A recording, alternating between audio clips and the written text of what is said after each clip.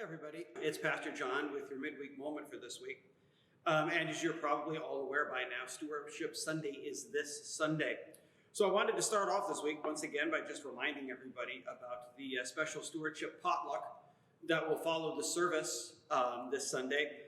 Something I don't think we've ever done before, maybe we haven't done for a long time, just a chance to get together and to give thanks to God and celebrate what we hope will be a successful stewardship campaign as we look forward to next year here at church.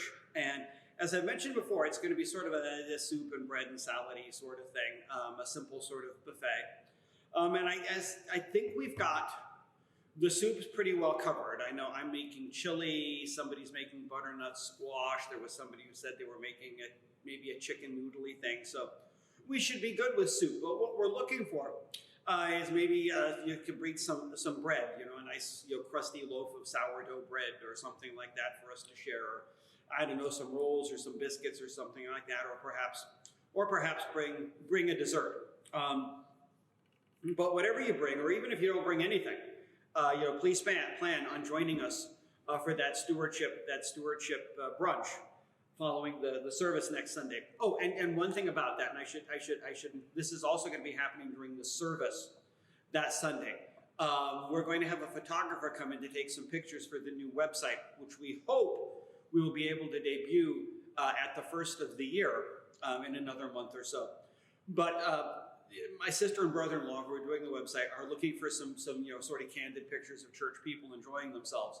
So we're going to have a photographer here, both in service and at brunch, at that brunch next Sunday, and she'll be around taking pictures and things like that. So just be aware that that's going to happen, so you're not sort of thrown off by it when it does. So that's about this Sunday. Now I wanted to take just a couple of minutes, if I could, to talk to you about stewardship, because we don't really do a sort of traditional stewardship sort of sermon around here. But I wanted to take just a little while to talk about the concept, because it is an important one. And the term stewardship comes from, of course, the word steward. And the word steward is an old word that that you can define a bunch of different ways. I looked some up online, and somebody defines steward as a person who looks after the passengers on a ship, aircraft, or train and brings them meals. If you've ever been on an airplane, you know about people like that. Another definition is a person responsible for supplies of food to a college, club, or other institution. Oh, then there is an official who supervises arrangements to keep order at a large public event. And then there's the one that I think is most apropos to stewardship in the church. A steward is someone who manages or looks after another's property. Back in the old days in England, I guess maybe even in America, back when you used to have big, huge, manorial estates and things like that, of the huge swarm of servants, that's sort of a Downton Abbey kind of operation in the old days, you'd have a guy who was called the steward. And the steward was the person who was responsible for overseeing all the action on the estate. You'd have the butler who looked after the house. You'd have the housekeeper who looked after what happened below stairs. You might have a groundskeeper who looked out for the grounds. But the steward was the guy who supervised all of them. And the steward was the person who was responsible for the house, the grounds, the entire operation of the estate. And of course, the steward did not do that because the steward owned the estate. The steward did that on behalf of the duke or the baron or the earl or whoever it was who owned the property. And that's the idea behind stewardship here in church. What responsible stewardship is all about in the church is it's about managing our assets, managing about what God has given us, and managing that well, not just for us, but also for the benefit of others as well. And that's based on the idea that everything we have, and that's, from your shoes to your hat to your house, your car, your health, whatever it is, your talents, your abilities, that's based on the Christian idea that none of that stuff is really ours. That's based on the idea that everything we have whether it is something that is personal to us or whether it's some piece of property that we pick up, education that we acquire over the years. The idea behind that is that that's all God's, because that everything is God's, so that whatever we have are things that God has given us. And they're things that God has given us so that we will manage them wisely. And so that we could manage them at a profit, you might say. And Christian stewardship is based on that idea. It's based on the idea that everything we have comes from God and that we are responsible to God, therefore, for how we manage it. And when we talk about stewardship, like during the stewardship campaign, of course, what we're talking primarily about is money.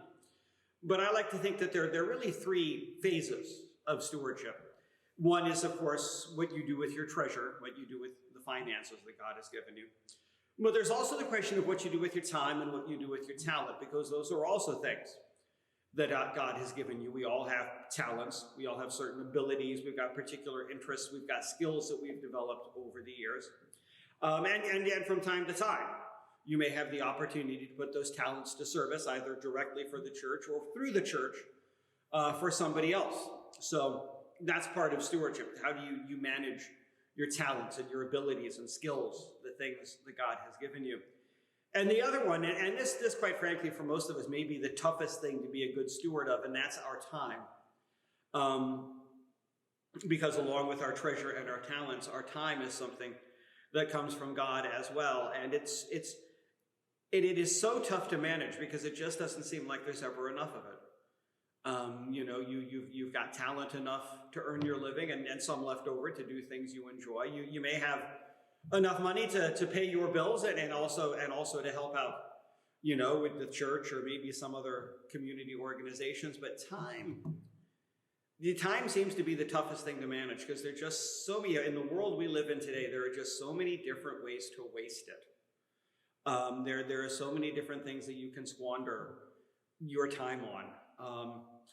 But the problem with squandering your time on, I don't know, the internet or something like that is, of course, it doesn't bring a return. You may get the enjoyment of, being on Twitter or something. I don't know why people enjoy that, but apparently they do. You may get a momentary enjoyment out of that, but you don't get anything else. And once that time is gone, it's gone forever.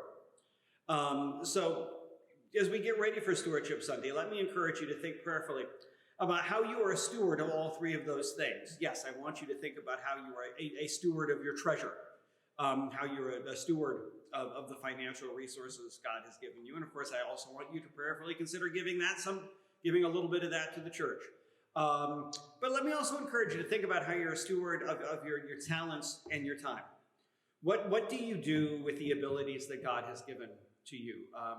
Do you invest those in a way that they bring a profit? Do they bring a profit both for you and for God? And most importantly, how do you invest your time? What do you do with the time that God has given you?